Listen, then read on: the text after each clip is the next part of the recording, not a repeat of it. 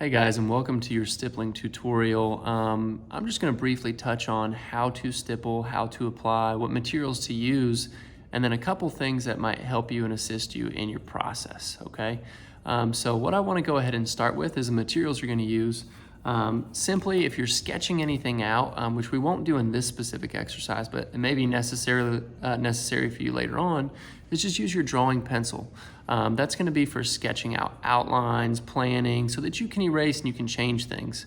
Take, for example, if you were drawing, for instance, a car, you probably wouldn't just outline the entire car in Sharpie and then start to stipple it in Sharpie as well. You'd want to do the drawing of the car, get it to be proportionate, get it to look like how you want it to look and the size you want it to be with a pencil. And then if you need to make adjustments, you can.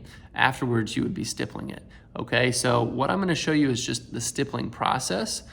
Simply, guys, it's like pointillism. You're just using dots to create value. So if it's really dark, you're adding more dots.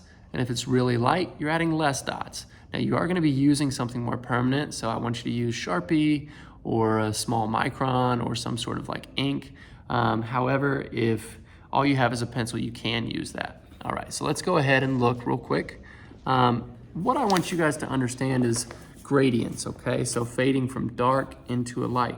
So the more I add, let me get it a little bit closer to you guys. The more I add, the darker it's gonna be. All right, and I can almost get this to be pitch black if I want to by really clustering the dots close together. Now, unlike our hatching and cross hatching with a pencil, I can't really rely on the weight, meaning how hard I press. It's just simply going to be, all right, the amount that I add. So here you can see that's gonna be very dark. Now, if I wanna transition into a highlight, as I get further away, I'm gonna add less dots and start to spread them out just slightly. Now, it's important that you do this seamlessly and gradually.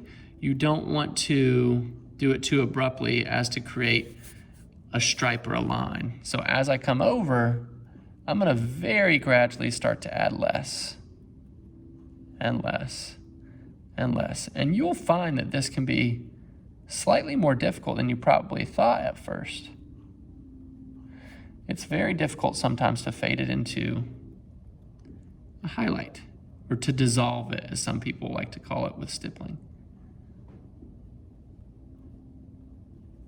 And you can see how there's a nice little fade there from dark across to light. So if you want to practice that, you can. After that, you can go ahead and you can do your two exercises, being the sphere and then doing the pear. So good luck.